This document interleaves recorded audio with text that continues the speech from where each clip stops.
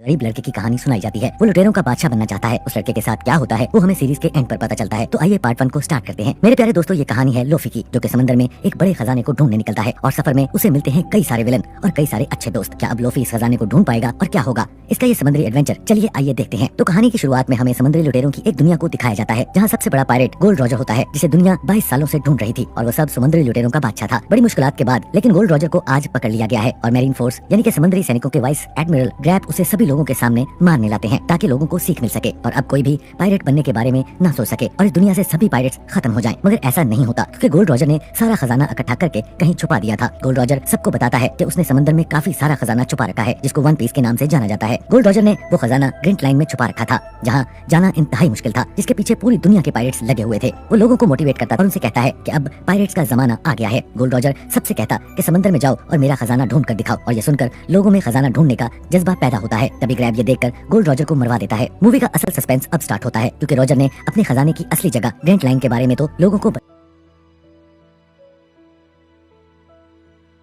बताया नहीं था। इस खजाने को ढूंढने की प्रक्रिया में अब कई सारे लोग गोल्ड रॉजर को खजाना ढूंढने के लिए समंदर में जाकर पायरेट्स बनने लगे थे। मतलब कि गौरव का पूरा प्लान उल्टा हो गया। वो चाहता था पायरेट्स इस दुनिया से खत्म हो जाएं, लेकिन गोल्ड रॉजर के मरने के बाद पायरेट का अब नया युग शुरू हो गया था। सभी पायरेट्स रॉजर के खजाने, जिसे वन पीस के नाम से जाना जाता है, उसे ढूंढने निकल पड़ते हैं। अब कहानी 22 साल आगे आती है। यहाँ हमें एक लड़के मंकी डी लोफी को दिखाया जाता है। लोफी गोल्ड रॉजर के खजाने यानी वन पीस को ढूंढकर पूरे समंदर का सबसे बड़ा पायरेट बनना चाहता है, मगर उसे ये सब करने के लिए बहुत सारे शिप चाहिए। उसके पास एक छोटी सी नाव होती है। वो उस पर सवार होकर अपने सफर पर निकल पड़ता है, लेकिन अब पहले ही दिन जिस बोट पर वो बैठता था उसमें पानी आने लगा। लोफी ये देखकर एक ड्रम में घुस जाता है और पानी में डूबने से बच जाता है, मगर फिर उसका ड्रम पानी में तैरते हुए दो पायरेट्स के जहाज के पास पहुंच जाता है, जिसके बीच आपस में लड़ाई हो रही थी। यहाँ इस बड़े जहाज की कैप्टन ओल्विडा होती है। ओल्विडा भी एक लुटेरी थी। उसका काम ट्रेजर ढूंढना था, जिसके ऊपर मरीन फोर्स ने काफी सारे पैसों का इनाम रखा था। ओल्विडा अपने साथियों के साथ मिलकर दूसरे जहाज के लोगों को शिकस्त देकर बंदी बना लेती। फिर ओल्विडा के साथी इस जहाज का सामान लूट कर अपने जहाज पर लाया करते थे। इस बीच ये लोग इसी ड्रम को उठाकर अपने जहाज में ले आए, जिसमें लोफी छुपा हुआ था। फिर जब रात में सब सो रहे थे तो लोफी ड्रम से बाहर आता है। लोफी को यहाँ एक लड़का कोबी मिलता है। कोबी असल में ओल्विडा का गुलाम था। कोबी दिल का बहुत अच्छा लड़का था। उसका सपना था कि एक दिन इन सब लोगों को बचाएगा जिन पर जुल्म होता है, और वो मरीन आर्मी को ज्वाइन करना चाहता था। कोबी को ओल्विडा ने एज अ स्वीपर रखा हुआ था। लोफी को देखकर डर जाता है और लोफी उसे शांत करता है और कहता है वो उसे नहीं मारेगा। फिर लोफी कोबी को बताता है कि वो भी एक पायरेट है। कोबी उससे कहता है कि तुम कोई पायरेट तो नहीं लगते। इस पर लोफी कहता है कि सारे पायरेट्स बुरे नहीं होते, मैं भी एक दिन पायरेट का बादशाह बनूंगा। कोबी ओल्विडा को अच्छी तरह जानता था कि अगर उसे पता चल गया कि शिप पर कोई नया लड़का आया है और उसे कोबी ने नहीं बताया तो वो कोबी को जान से मार देगी। इसीलिए वो लोफी को यहाँ से जाने को कहता है। फिर सीन शिफ्ट होता है और इसी बीच लोफी के पास्ट को देखते हैं, जहाँ हमें पता चलता है कि लोफी बचपन से ही एक पायरेट बनना चाहता था और लोफी को शैंक नाम का एक पायरेट बहुत पसंद था और उसी शैंक को अपना हीरो मानता था। वो भी एक लुटेरा था। अब जब शैंक अपने साथियों के साथ इस आइलैंड पर वापस आता है तो लोफी शैंक से उसे भी इसकी टीम में शामिल करने के लिए कहता है, मगर शैंक इससे कहता है कि तुम अभी लुटेरे बनने के लिए तैयार नहीं हो, ये काम काफी खतरनाक है। मगर ये सुनकर लोफी जहाज पर एक ऊंची जगह पर चढ़ जाता है और सबके सामने अपने चेहरे पर चाकू से एक निशान बनाता है ताकि वो सबको दिखा सके कि अब वो बच्चा नहीं है और वो पायरेट बन सकता है। इसके बाद अब प्रेजेंट टाइम में कोबी लोफी से कहता है कि तुम एक पायरेट बनने का सपना कैसे देख सकते हो। इस पर लोफी कहता है पायरेट बनकर हम समंदर में अपने साथियों के साथ एडवेंचर कर सकते हैं। हम पायरेट बिल्कुल आजाद होते हैं। कोबी भी आजाद होना चाहता था, लेकिन वो कहता है कि जहाज के कप्तान ओल्विडा उसे आजाद नहीं होने देगी। अभी यही बातें कर रहे थे तो लोफी ने जो एक बड़ा सा डंडा उठाया हुआ होता है वो किसी चीज पर जाकर टकराता है और उसके शोर से सब लोग जाग जाते हैं और ओल्विडा भी यहाँ आ जाती है। ओल्विडा को लगता है कि कोबी उसे धोखा दे रहा था, इसलिए ओल्विडा अपने हथियार से इन दोनों पर हमला कर देती है, मगर लोफी उसे बचा लेता है। लोफी अकेले ही ओल्विडा और उसके सभी साथियों से लड़ता है और फिर गोलियों से भी कुछ नहीं होता। ये देखकर ओल्विडा को गुस्सा आ जाता है। उसके बाद ओल्विडा अपना भारी भरकम हथियार उठाकर उसे मारती है, लेकिन लोफी का शरीर लचकदार होता है और इसीलिए वो ओल्विडा के हमले से बच जाता है। ये देखकर ओल्विडा भी हैरान हो जाती है। अपने पूरे शरीर को लचकदार करके अपनी पावर से जहाज की दूसरी तरफ जाता है। तभी ओल्विडा आकर इस पर हमला करती है, लेकिन इससे भी वो बच जाता है और इससे ओल्विडा के जहाज पर आग लग जाती है। ओल्विडा को काफी गुस्सा आता है और वो कोबी को मारने वाली थी, तभी लोफी बीच में आकर उसे बचा लेता है। उसके बाद लोफी अपने स्पेशल मूव गुम गुम पस्तो करते हुए ओल्विडा को उड़ा देता है और ओल्विडा सबको अलविदा कहकर चली जाती है। यहाँ अब सभी लोग लोफी से डरकर हार मान लेते हैं और लोफी कोबी के साथ यहाँ से जाने लगता है। उसके बाद सीन शिफ्ट होता है और हम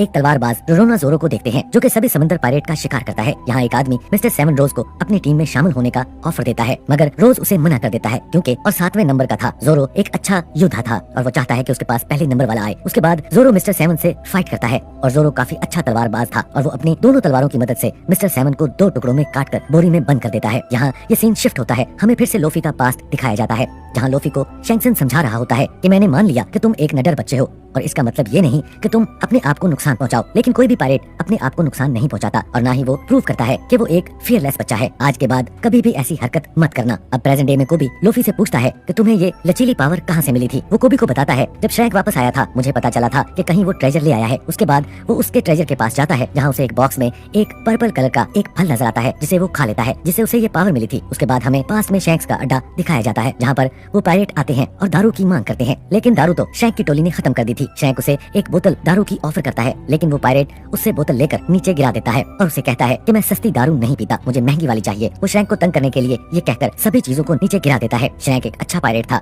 और उसके और भी पायरेट वहाँ मौजूद थे, लेकिन उसके बावजूद वो उसे कुछ नहीं कहता और शांति से खुद से उस जगह की सफाई करने लग जाता है। ये सब लोफी देख रहा होता है, उसे बहुत गुस्सा आता है और वो शैंक से कहता है कि तुम एक नरक लुटेरे हो, तुमने उसे क्यों नहीं कुछ कहा, वो आपकी इंसल्ट करके चला गया। तब लोफी कहता है मैं उसे मारने जाऊंगा और शैंक उसका हाथ पकड़ता है तो उसका हाथ काफी ज्यादा स्ट्रेच हो गया था। तभी शैंक को पता चलता है जो डेविल फ्रूट लेकर आया था उसे गलती से लोफी ने खा लिया है और उसकी सारी बॉडी स्ट्रेचेबल हो गई है। प्रेजेंट डे में कोबी लोफी से पूछता है कि तुम्हें अब कहाँ जाना है। उस पर लोफी उसे बताता है कि हम ग्रैंड लाइन जा रहे हैं जहाँ वन पीस छुपा हुआ है। कोबी लोफी से पूछता है कि क्या तुम्हें ग्रैंड लाइन का रास्ता पता है। हमें यही पता है कि लोफी को ग्रैंड लाइन के रास्ते का पता नहीं होता। लोफी कहता है हम साथ हैं, मैरीन के बेस पर चलते हैं जहाँ हमें वहाँ जाने के लिए मैप भी मिल जाएगा और तुम वहाँ अपना सपना पूरा करने के लिए मैरीन बन जाना। इस दौरान हम एक लड़की नैमी को देखते हैं जो छोटी सी बोट पर मर रही थी। तभी उसकी नजर एक बड़ी बोट पर पड़ती है जहाँ उसे बोट में दो आदमी दिखाई देते हैं। नैमी उन दोनों से मदद मांगती है, लेकिन जब वो उन्हें देखती है तो उसे मालूम होता है कि वो लुटेरे हैं, इसलिए नैमी अपने पास रखे बॉक्स को बचाने लगती है जैसे उसमें कोई खास चीज हो। वो दोनों ही देखकर अपनी बोट से उतरकर नैमी की बोट पे आ जाते हैं, इस बॉक्स को खोलने लग जाते हैं। जब वो दोनों बॉक्स को खोलते हैं तो वो खाली होता है और अब दोनों की बोट को भी नैमी चुरा कर ले जाती है क्योंकि नैमी भी लुटेरी थी। इसके बाद नैमी भी मैरीन बेस की तरफ निकल जाती है। इसके बाद हम देखते हैं कि कोबी और लोफी भी मैरीन बेस पहुंच जाते हैं। यहाँ पर दीवारों के ऊपर बहुत से लुटेरे पायरेट्स की तस्वीरें लगी हुई थी। लोफी ये देखकर बहुत गुस्सा हो जाता है कि ओल्विडा की तस्वीर लगी हुई है जिसे उसने अभी मार गिराया था, लेकिन उसकी तस्वीर नहीं लगी क्योंकि वो भी तो लुटेरा था। फिर वो बार में खाना खाने जाते हैं जहाँ जोरो भी आ जाता है। उसके पास वही बोरी भी थी जिसमें उसने उसी 7th आदमी की बॉडी डाली हुई थी। जोरो के पास एक छोटी सी लड़की आती है और उससे खाने के बारे में पूछती है। उसके बाद हम देखते हैं कि नैमी भी मैरीन बेस आ जाती है। उसे एक नेवी वाले की ड्रेस चाहिए थी, उसकी खातिर वो एक नेवी वाले को फंसा लेती है। तभी वो लड़की जोरो के लिए खाना लेकर आती है। वहीं पे एक लड़का आ जाता है जिसका नाम हेलेम्पो था। वो शेल टाउन कैप्टन का बेटा था और वो इस चीज का बहुत फायदा उठाया करता था। आज भी उसने जोरो का खाना गिराकर उस पे पैर रख दिया था। उससे जोरो गुस्से में आ जाता है और उससे कहता है या तो इस खाने को खा या फिर इस बच्ची से माफी मांग। हेलेम्पो इस पर हंसता है और इससे कहता है तुम्हें क्या लगता है मैं तुमसे माफी मांगूंगा? तुम मुझे जानते नहीं, मैं कैप्टन का बेटा हूँ, वो तुम्हें मरवा डालेगा। आखिर जोरो भी तो किसी से कम नहीं था। वो हेलेम्पो और उसके सभी आदमियों को बुरी तरह मारता है और उससे कहता है आज के बाद इस बच्ची के खाने को हाथ मत लगाना और खाने की रिस्पेक्ट करना। ये सारी चीजें देखकर लोफी काफी ज्यादा इंप्रेस होता है। वाह, इतना अच्छा योद्धा अगर ये मेरी टोली में होता तो क्या ही बात है। इस फाइट के दौरान नैमी ने भी अपने हाथ की सिफाई दिखाकर उस नेवी वाले का ड्रेस अपने साथ ले गई थी। अगले सीन में हम देखते हैं कि जोरो को कैप्टन के बेटे को पीटने के जुर्म में उसे मॉर्गन के पास लाया जाता है। तभी हम मॉर्गन को देखते हैं जिसका एक हाथ कुल्हाड़ी का बना हुआ है और वो जोरो को कहता है या तो 7 दिन के लिए कैद हो जाओ या तो मैरीन को ज्वाइन कर लो, तुम्हारा जुर्म बहुत बड़ा है क्योंकि तुमने मेरे बेटे को मारा है। लेकिन जोरो तो जोरो था, वो कहता है मुझे 7 दिन कैद मंजूर है बट मैं तुम्हारे साथ काम नहीं करूंगा। जोरो इसलिए मैरीन ज्वाइन नहीं करता क्योंकि वो पायरेट्स का शिकार था। उसके बाद जोरो को कैद कर लिया जाता है। अगली रात को कोबी और लोफी दोनों एक छोटी सी बोट पर लेटे हुए थे। कोबी लोफी से कहता है कि मैं तो लोगों को बहुत अलग समझता था कि अच्छे लोग होंगे बट यहाँ तो सब बुरे हैं। कोबी ये सब इसलिए कह रहा था कि वो ओल्विडा की कई साल कैद गुजार चुका था, उसने बाहर की दुनिया नहीं देखी थी। लोफी उसे समझाते हुए कहता है कि तुम अभी मेरी टोली में आ सकते हो और बहुत अच्छे अच्छे काम करेंगे और यहाँ से बाहर चले जाएंगे। लेकिन कोबी कहता है मेरा एक ही सपना है कि मैं नेवी का कैप्टन बनके लोगों की मदद करूं। लोफी कभी भी किसी के सपने के बीच में कभी नहीं आता, इसलिए वो उससे कहता है कि अगर ये तेरा सपना है तो इसे जरूर पूरा करो। फिर अगली सुबह लोफी ग्रैंड लाइन के मैप को चुराने के लिए तैयार था। जोरो भी यहाँ पे बंधा हुआ था। हेलेपो भी उसे तंग करने के लिए आ जाता है और उससे कहता है कि बेटा मैं तुम्हें कभी यहाँ से जिंदा नहीं जाने दूंगा। जोरो से कहता है 7 की बात है, उसके बाद यहाँ आ जाता है है और लोफी जोरो को कैद में देखकर उसे आजाद करवा देता। उसके बाद लोफी इस रास्ते से वापस चला जाता है। यही नैमी भी उसी मैरीन ऑफिसर की यूनिफॉर्म चुरा के अंदर घुस गई होती है। नैमी भी ग्रैंड लाइन का मैप चुराने आई थी, लेकिन वही ऑफिसर यहाँ आकर नैमी को पहचान लेता। फिर ये दोनों मैरीन ऑफिसर नैमी पर हमला करते हैं मगर नैमी इन दोनों को मारकर उनका काम तमाम कर देती है। तभी ऊपर से लोफी टपकता है। लोफी ने सारी बातें सुन ली थी जिससे ये दोनों जान चुके थे कि वो दोनों ही यहाँ ग्रैंड लाइन का मैप चुराने आते हैं। लोफी मैरीन के ऑफिस में जाने लगता है। ग्रैंड लाइन का मैप वहीं रखा हुआ है। तभी नैमी भी इसके पीछे आती है। अचानक उसके सामने मॉर्गन आ जाता है, लेकिन वो नैमी को एक मैरीन ऑफिसर समझता है और नेमी कहती है मैं एक मुजरिम को पकड़कर लेकर आ रही हूँ, उसे अभी अभी अरेस्ट किया है। अब ये सुनकर मॉर्गन यहाँ से चला जाता है, लेकिन चालाक नेमी ने मॉर्गन की जेब काट ली और उसके ऑफिस की चाबी भी चुरा ली थी। अब ये दोनों मॉर्गन के ऑफिस में घुस जाते हैं और दोनों ग्रैंड लाइन के मैप को ढूंढते हैं। तभी मॉर्गन को वहीं दो ऑफिसर्स मिलते हैं जो पिटे पड़े थे। वो दोनों मॉर्गन को बताते हैं कि वो लाल बालों वाली लड़की घुसपैठिया है। ये सुनकर मॉर्गन यहाँ इमरजेंसी अलार्म बजवा देता है। दूसरी तरफ वो दोनों मैप की तलाश में लगे रहते हैं, लेकिन देर बाद नेमी को वो तिजोरी मिल जाती है जिसमें ग्रैंड लाइन का मैप था। लेकिन यहाँ एक समस्या थी कि वो तिजोरी नेमी से नहीं खुली। तभी बाहर मॉर्गन आकर इस दरवाजे को तोड़ने लगता है। ये देखकर लूफी अपनी ताकत से पूरी तिजोरी को उठाता है और नेमी के साथ वहाँ से नीचे को कूद जाता है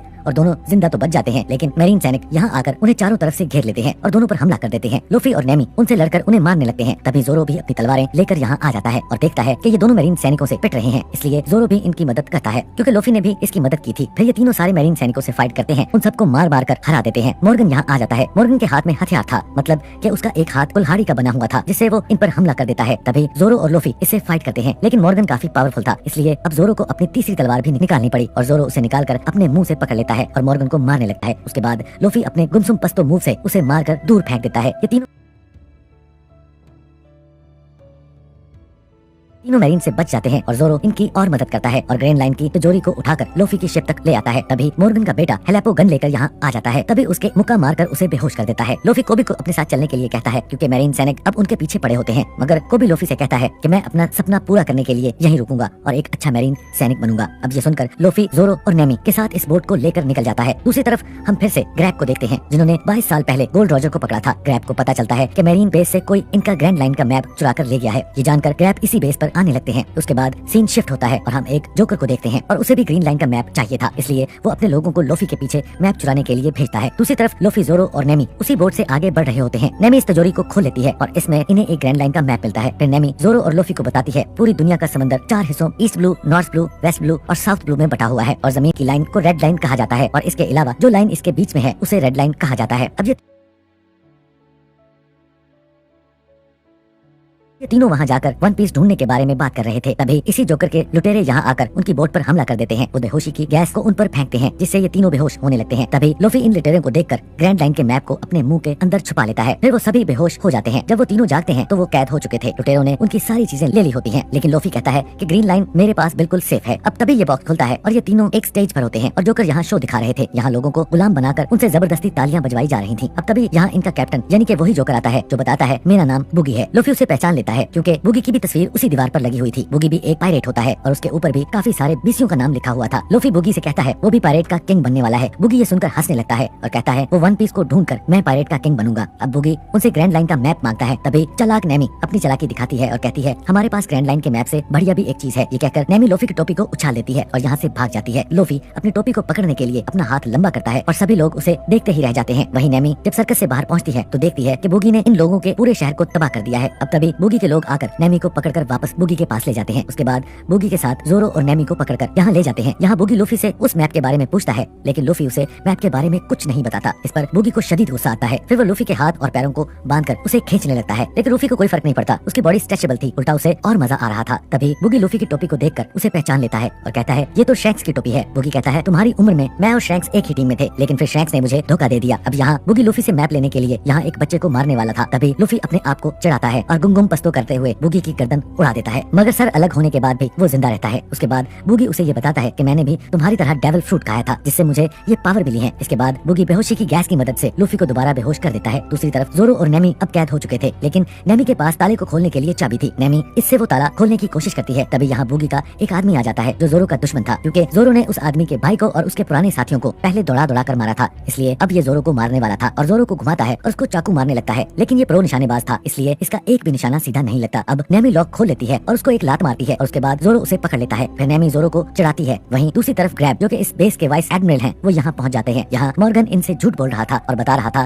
कि इसके बेटे की गलती की वजह से वो पायरेट के ग्रीन लाइन का मैप चुरा कर यहाँ से ले गए। मॉर्गन कहता है कि कोबी नया कैडेट है, उसने मेरे बेटे को बचा लिया, नहीं तो वो मारा जाता। अब ग्रैब लूफी को देखकर सब कुछ समझ जाता है कि कोबी लूफी के साथ मिला हुआ है और कोबी ग्रैब को सब कुछ सच बता देता है। कोबी कहता है मुझे लूफी ने ऑलवेडा से छुड़ाया था, फिर वो यहाँ आ गया और क्योंकि वो हमेशा से मैरीन बनना चाहता था इसलिए वो मैरीन बनने के लिए यहाँ रुक गया। ग्रैब समझ जाता है कि कोबी सच कह रहा है, इसलिए ग्रैब लोफी को पकड़ने के लिए अपनी टीम में शामिल कर लेता है। वहीं दूसरी तरफ बुगी ने लोफी को एक टैंक में कैद कर दिया होता है जिसमें समंदर पानी भर रहा होता है और समुद्री पानी की वजह से लोफी की ताकतें कमजोर पड़ जाती हैं, जिससे उसने वो डेविल फल खाया था। इसमें तैरने की शक्ति खत्म हो जाती है। यहाँ बुगी दोबारा से लोफी से वो मैप मांगता है, मगर लोफी उसे वो मैप नहीं देता। तभी बुगी टैंक में पानी को बढ़ा देता है। सीन शिफ्ट होता है और पास्ट में लोफी को देखते हैं। तभी एक और पायरेट अपने साथियों के साथ आता है और लोफी को परेशान करने लगता है, मगर तभी शैंक अपने साथियों के साथ यहाँ आ जाता है और इस पायरेट की टीम को लंका लगा देता है। तभी वो पायरेट लोफी को लेकर समंदर में चला जाता है, मगर तब इनकी बोट पर एक बड़ा सा जीव हमला करता है जिससे वो पायरेट पानी में डूबकर मर जाता है। यहाँ लोफी भी पानी में डूबने लगता है। तभी शैंक आकर उसे बचा लेता है। फिर वो मॉन्स्टर पानी से बाहर आता है और उस पर हमला करता है। शैंक बीच में आकर लोफी को बचा लेता है। उसके बाद